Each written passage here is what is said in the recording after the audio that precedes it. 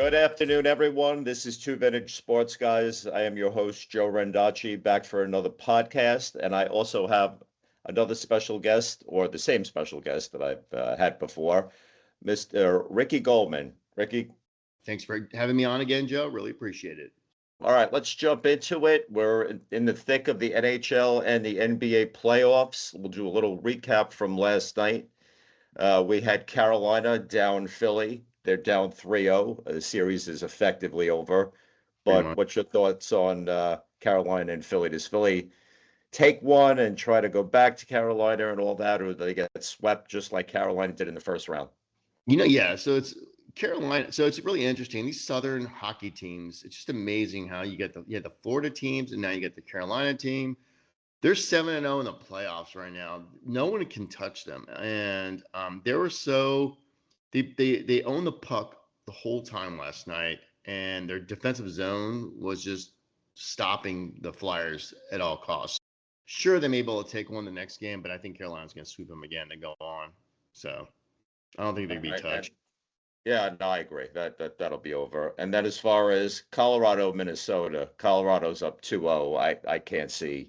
There's no way Minnesota wins this series. Does Minnesota take one at home?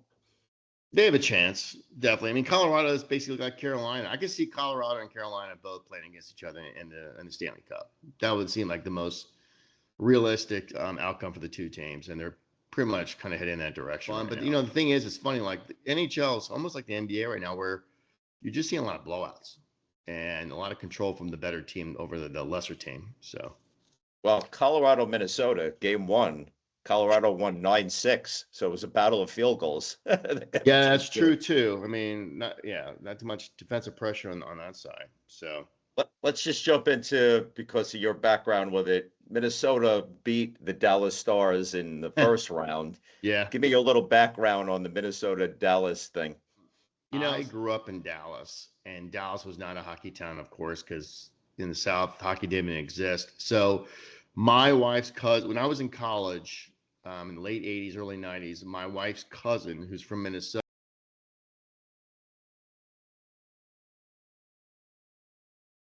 I think was a rookie at the time. So my beginning passion in terms of watching the NHL was at that time. And then sure enough, I think it was a year or 2 years later, Norm Green moved the North Stars down from Minnesota down to Dallas to become the Stars. Hockey became big. Of course, I become an Islander fan and missed the Four Cups run because I didn't become a fan until a decade later. Actually, those games. I remember that. 93 with Pierre Turgeon. You remember him? He went to your Stars then. And then that was the run when they stopped Pittsburgh and Lemieux, but they lost anyway. And then the Rangers become, the champions the next year. And it's a battle of the city there. It was Gretzky in the 80s that got probably most people across the country, probably across the world, into hockey itself. He was the kind of the Michael Jordan of the time that kind of transcended hockey. So, well, he absolutely brought hockey into the mainstream. Forefront. Mainstream in the 80s. But do you know what really kicked it off? And this is a proven fact. In the early 90s, 92, 93, 94, the way John Madden made EA football a huge hit. Yeah. EA NHL. Oh, that's right. Huge in the early 90s. That's right. In the United States. I remember. Yeah, that's right. That's right. And everybody had it on, whether it was a Sega system or whatever, and playing. And that really helped launch the NHL in the U.S. And then the teams would start to come and yada, yada, yada. But I think when they started coming down south, I think it started with Dallas, maybe being one of the first in the South, and then it went to obviously the Florida teams. Carolina. Right? Carolina. Yeah. They moved into Carolina. But let's jump into the more, tonight we have Montreal and Buffalo. So Buffalo. Go Buffalo. Go Sabres. I think Buffalo found their legs after the first. That was a good series against the Bruins. That was really tight. That was awesome. It was. I mean, the game one, they were down 2-0 and just scored 4 goals in the third, right? I watched that. I couldn't believe it because I have a good friend who's from Boston, and I was congratulating him. All of a sudden, I'm like, wait, what just happened? So And again, getting back to my Dallas Star days, there's a little bit of I kind of want Buffalo. I kind of want the Sabres to win because I still feel guilty for the win we took over them in '99 with Brett Hall and the crease. So there's a little bit of that guilt there. So I do want the Sabres to.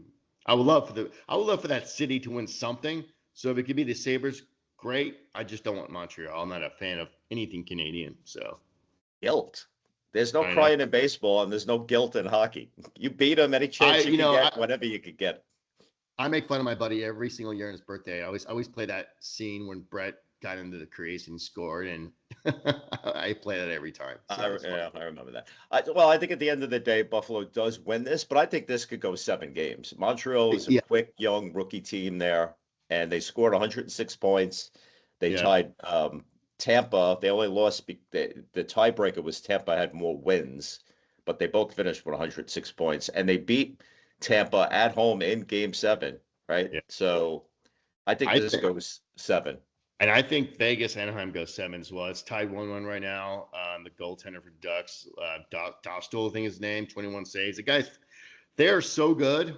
I mean, the both teams are so good, and it's just fun to watch those two go against each other. It's a lot of fun. Challenge is it's late at night, especially being out here east, but that was fun to watch a little bit. Who are you picking for that series? Probably Vegas, I think. I mean, see, I'll go with Anaheim, not because it's 1-1 and they already took the home field advantage, home ice away from them. right. But I think Anaheim can pull this out over Vegas. I think it'll be, listen, both between Montreal, Buffalo, Vegas, and at least they're close, they're tight, and it's a good series. All right. Well, one thing I want to mention as far as cards, Porto Bertone 2024 Upper Deck Canada Rookie Silver Foil. There's so many different terms on these cards, but he's the hot guy playing this season. I love how they just show you them from their minor league when they do these. This one's only $59. It's already slashed half price. So it just goes to show you, as you know stocks well, that's what these cards are. They write up and down. He's actually hot, but his card is cut in half here right now. But we'll keep an eye on that one. Let's jump into the NBA. So this is similar to hockey with some of these teams kicking the crap out of others. Last night's matchup was Cleveland Detroit. I mean, Detroit, I don't know if you watched Detroit or Orlando, where Orlando should have beat them. They should have won. They had an 18-point lead on them. 26-point lead, and he blew it. And Detroit, ever since then, I think Detroit finally woke up. So it took that debacle by Orlando, which they fired the coach right afterwards, for Detroit to kind of get their groove back on, because they are the 1 seed and they've been playing like the 8 seed. So now they have a 2-0 advantage over the Cavaliers. You know, first of all, getting back to viewership, I didn't realize the NBA games were on Prime TV until at the end, as I was watching the Flyers game. I was like, where's the NBA? I'm like searching for this on my YouTube TV, and all of a sudden I realized, oh, they're on Prime. So then I had to go there, and by the time I got there, the game was still sort of tight, Detroit-Cleveland, but then, Detroit pulled away. But ironically, in the NBA today, if you win by 10, that's a close game, because everything else has been 20-point victories across all the different games. So I see Detroit taking Cleveland. They shot 50% on the 3-point line. And that's the key. And that's also the key for the Oklahoma City game last night, is that whoever has a hotter hand on the 3-point line is going to win. That's just basically how it's going. And right now, Detroit and Tobias and those guys, they're crushing them. So, and there's something to be said with that, because the Celtics live and die by the 3, and that's why they're not playing anymore right now, except on the golf course, because they could not hit a 3 as they blew that series from a 3-1 lead to Philly, who, if we jumped into Philly, New York for a second, they say, if you look at it, the Cleveland, Detroit, LA, Oklahoma, and New York, Philly are all 2-0. But they say a series doesn't begin until the team loses at home, right? So Philly could conceivably win 2 at home and go from there. But with Joel Embiid out, I don't even see how they're favored by 1.5 points. The Knicks, I think, are going to roll over them Yeah, I agree. again. And Brunson had a great game there tonight too. So I think he's the key to all of it. If he's hot, they're going to win. So He's definitely a scorer. But San Antonio, Minnesota, this I think is the most intriguing one. I mean, it sits at 1-1. mhm. If it's a thing of ifs. Anthony Edwards had gotten hurt, but he's back, so they've won, right? But in San Antonio, Wemby was kind of a little injured, but he's playing. But if either of them get hurt, it just changes the whole chance for their teams to win. So Agreed. let's see what happens there. Now, LA, Oklahoma City. I mean, Over. Oklahoma's up 2-0. I think It's over. That's yeah, 4-1. They win that. I think LA may take one of the two games at home, but I can't really see that. I mean, going so deep. So getting back to our 3-point stat. So the Thunder were 43% on the 3-point line compared to LA at 31%. And that's the way the Thunder's been. SGA was unstoppable. The Thunder is they're the most dominating team I've seen since in a while. And I can't even think when. It's not like the Bulls were when they were winning back in the 90s. They were all tight games. These Oklahoma City games are all they're just killing everyone. So I honestly cannot see them. Well, first of all, not making it to the championship, and just whoever they play on the East, I think they're going to do it again. So they are just truly unstoppable. Do we agree it'll be Detroit, New York in the Eastern Final? I agree on that one. Yes, I agree. And then it'll be OKC either versus. I think it's Minnesota. I think with Ant back, I think they got a better chance against San Antonio. Minnesota's been in the playoffs for several years in a row. San Antonio, even though Wemby's the top player, they're still kind of young and fresh. So I think Minnesota has a better chance in this round. I agree. I think, I mean, it's just gun to the head, flip a coin with San Antonio, Minnesota. But I do think Minnesota, and maybe because it's 1-1, right? They've already taken one in San Antonio now. So if they somehow win the next two at home, but a lot of teams come back from 3-1, and I don't know how. Well, actually, Paul and I. Well, that happened. I mean, the Sixers did it. They were down 3-1 against the Celtics, and that turned around pretty quickly. But yeah, and Paul and I discussed this on another podcast. I think the difference is baseball is the only sport that still has kept to this 2-3-2 format, right? Which is a big difference from doing that versus 2-2, 1-1-1. Right. Where all you have to do is kind of win one, get back home, and then anything happens in a game 7. Correct. Right. So we'll see. The Celtics losing Tatum in the end, that was the difference right there. So I agree. If Tatum's back, was healthy and playing that game, I think they win. And I don't know if they would have got past New York. I think the Knicks are on a roll. I mean, they when they were playing Atlanta last week, they barely beat happened Atlanta. to just look at the score on my phone, and I thought it was a typo or an error that it was 79-29. Yeah. Like that can't be. That's not possible. Yo, you know what the irony is about this is that the closest NBA games during this whole playoff 2 rounds were Atlanta, New York, where Atlanta, when they beat New York, they beat them by maybe, I think, 2 points in each game or 3 points. That was the tightest differential in terms of scoring between any teams.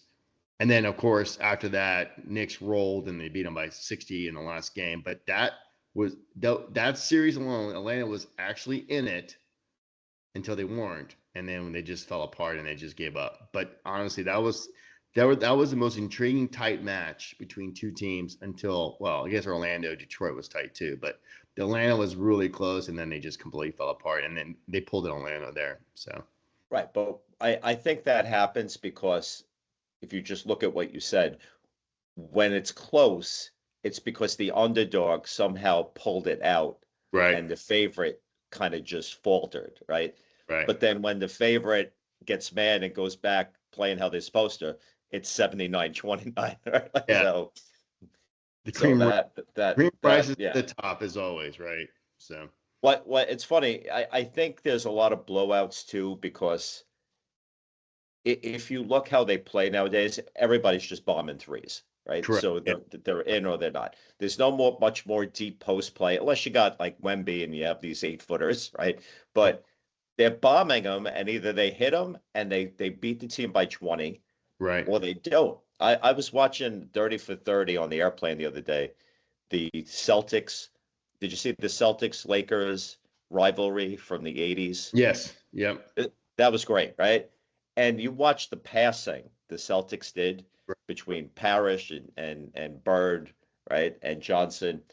They're Right. passing the ball all over the place. Magic passing it to And they play AC. defense. Don't forget, Joe. They also play defense. They crash the boards every time too, right? Yeah, Like they. but separated. Yes, they crashed the boards and play defense, but the offense wasn't just bombing threes. It was passing back and Right. forth, getting it close, and then putting it in.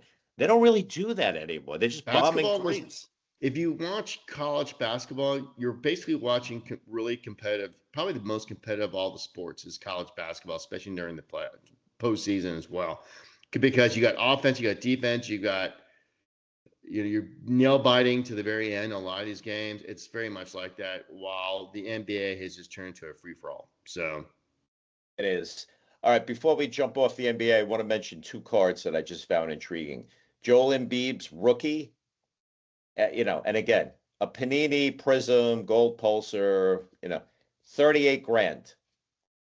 That's a car. Go buy a car. Car or a card, right? Add a D at the end of it. And then we have Anthony Edwards. This card is a Hoops Gold Artist Gem Pop for 69.9. Can you imagine spending $70,000 on his card? unbelievable.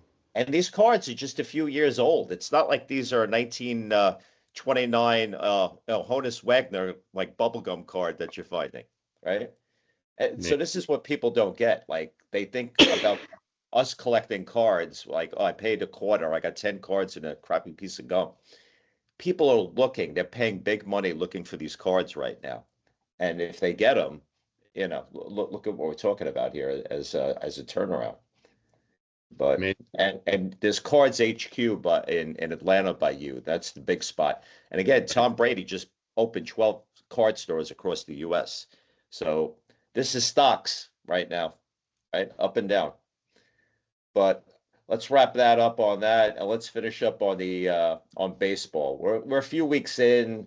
It's still too cold for a lot of these teams to play. I think it was snowing in the Mets Rockies again yesterday or the day before. I think it's just And snowing in the Mets season, but their crosstown rivals, your favorite New York Yankees, are tied with the Cubs and my Braves for the best record in baseball right now. the Cubs is surprising because they don't have great weather in Chicago either. No, but they're a strong team. They're a really good team. And did you watch? There's two things I wanted to mention real quick. Did you watch that Reds game yesterday, or at least hear about it? No, the last Reds game I saw was when they let the Reds pitchers tie a major league record for 7 walks versus the Pirates on Saturday. Did you see that game? Yes. And then the Reds they're on a losing streak, and Tyler Stevenson, the catcher, did the most literally bonehead mistake you could have done without. And I felt really bad for the guy when it all happened because I was actually watching it. They were this is the third inning. So the Reds have been on a losing streak. Obviously, the Cubs are on the winning streak. They've been beating them up. But we go into the third inning, and the Cubs are only up, I think, 1 or 2 runs. And then all of a sudden, the Reds started to self-destruct. The pitcher who was pitching yesterday? It was Lauder was pitching for the Reds. And he started falling apart, and then he walked a couple players. And then he had some shoulder discomfort, so he came out. And then the reliever, Connor Phillips, came in. Bases loaded. I think it was 1 out. Dansby hits a ball to the third baseman, Hayes. He touches the third base. Okay, so if you know baseball and the rules, if you touch the third base first, and then you throw it to home plate, what does the catcher have to do? Well, you have two choices. You can either tag the player, right, or not. And in this case, if you don't tag the player, he's safe. So what happened was Stevens got the ball and he touches the home plate thinking it was a force out instead of tagging the player. And then he looks up and the umpire and everyone else like, you were supposed to tag the player. And that scored a run. That could have been 2 outs right there. And then afterwards, the floodgates open because then the Cubs scored 5 additional runs right afterwards and beat them like 8-3. 8-3. Yeah. So it was that one bonehead play. And then actually in between there was a base hit that took place.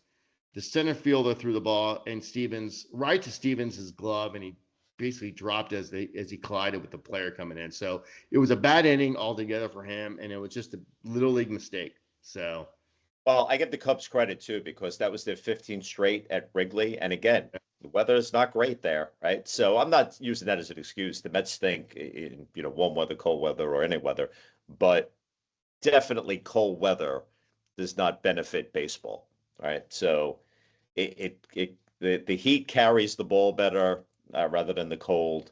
They actually, and the players will never agree to this because they'd have to take less money. But this needs to go back to a 150 game season, not 162. Lop 12 right off of it. They don't want to play it. It's all basketball. They've been trying to the NBA regular season is useless, right? Between right. play-ins and everything else, everybody just wants playoffs. So why do we need 162 baseball games? 150 is fine. So right? you're going to need that because, believe it or not, viewership is up 44% right now in Major League Baseball. Ben Verlander from Fox MLB came out with an article yesterday talking about how Major League Baseball viewership is up 44% from the year prior. Is that nationally televised games, or is that all games? There are no nationally televised games. Yes, there are. Fox still puts on games, and Fox will put on a game, and NBC puts on a game on Saturday night, and then Apple TV has it. I was looking at this. There are 9 different ways you can watch baseball. Back in the 80s, getting back to prior comment by Ted Turner, he was the kind of the godfather in terms of obviously cable and getting TV viewership, where the Braves were TBS, and that's how I got to know them in the 80s, and the Cubs and with WGN was always kind of national, so that's how that happened. Today, it takes a little bit of a work to find your team, right? So yes, you may have one national game on Saturday night and maybe one national game on Sunday and maybe one on Friday, but to find your local team, it takes a lot of work. And ironically, you got to spend anywhere from $100. I think the casual fan, if you really are a fan of baseball, could cost you anywhere from $120 to $250 just to watch your teams. So watch them on TV. On TV, right. In fact, it's probably more expensive to watch baseball on TV than it is to go in person. I'm not even kidding. I think you mentioned something earlier that I find interesting, because to your point, growing up, we only had the 3 major networks: ABC, CBS, NBC. It was just NBC. It was NBC baseball, and then you had ESPN this Sunday night. I think it was still then. And then you had TBS and WGN for the Braves and the Cubs. And that was it. That was all you had. I'm going back before even cable, because we only had, again, ABC, CBS, NBC, right. Channel 5, which, again, I'm speaking for New York terms. It was 5, 9, and 11, which were kind of local channels. Mets were on 9, and Yankees were on 11. This is before the Yes Network. This is before Sports Channel, and then I'm sure you had similar stuff in Dallas. Right. But to your point, the other day, I have YouTube TV, and I think you have YouTube TV, right? Yep. Yeah. So when I go looking for something, I just turn it on, and it's always highlighted there. I don't even know what station anything is on anymore. Right. Or care, unless I can't find it, and then I start searching for it. But it's almost become irrelevant. To your point, even when I looked when NBA playoffs started, there was 7 different, let's call them networks, including the streaming ones, that were airing everything, and some of them were exclusive, only on Peacock, only Right. on Prime. So, and Paul and I did this in a thing. I think 60% of the U.S. households have Netflix, right? That's probably the biggest. And then Prime, Amazon Prime is right after that with like 47, and then it drops off big time from there. Right. But after Netflix and Prime, who's buying Peacock? I think last year, you would know this, the Kansas City Chiefs playoff game It's was on Pika. exclusively on Peacock. And they had a huge ratings on that one too. So what does that tell you? Like, did people? Well, I'd love to know the percentage of people that signed up for Peacock for a free 7-day trial, watched the game, and canceled it right after the Chiefs game. Right? They don't Or give you they those stats. or they're like me and just left it alone, and next time you're paying $7-10 a month every month for this. I mean, it's amazing. You discretionary income is kind of off balance right now. So I think eventually people are going to have to realize what's good because, again, Major League Baseball, despite all the criticism that's out there from all the fan bases, they're increasing their television viewership somehow, some way, and people are buying into it because they like watching baseball. There's nothing to watch right now, by the way, Joe. I don't know if you noticed this. Network TV in my house doesn't even exist. If it's not the streaming show I want to watch, then I'm basically watching baseball. So And no, I agree. And we all complained forever about how much cable is, and we're all going to cut the cable cord. Yet you and I now pay, what is it, 80 bucks a month for YouTube TV? yeah, exactly. Before we even start talking about Netflix is what, Yeah. like $16? Mm-hmm. Okay, Prime we could say we get for free, but we're paying for the Amazon Prime Right. membership anyway. I have Peacock, I have Apple TV, I have Paramount Plus, I have Stars, and I have HBO Max. So Yeah, I have all now, that too. to be fair, I'm not paying for all of them because I'm swapping logos with some buddies, Yep. which like is a whole big, hubbub. But we all know everybody's doing that to some degree somewhere. So, Yeah, but it's anyway, incredible the amount of cost to watch sports today. I mean, to go to a game nowadays, to go to a football game is outrageous, right? And then and NFL makes it a little bit easier. There's an antitrust case right now happening right now in the courts as we speak today about the NFL and the way they have viewership, right? And their argument is if you try to unbundle what we're doing, it's going to be more expensive for individuals. Look at MLB because they're proving their point. And I hope that, and I never really rooted for the NFL to win anything, but I want them to win this one because if they end up becoming unbundled, in lack of a better term, then it's going to be more expensive to watch NFL because people want to watch NFL. They're the highest ratings in every gamut, and we all want to watch and consume that because there's nothing else to watch on TV. Nothing captures your attention as much as the NFL, or now college football, and of course now it's baseball, NBA, and everything else. It's sports. So if you, like you're saying, if you start to make it all these different channels, we're going from bundling cable, which we were paying $250 a month, right? For 1,000 channels, you only watch like 10.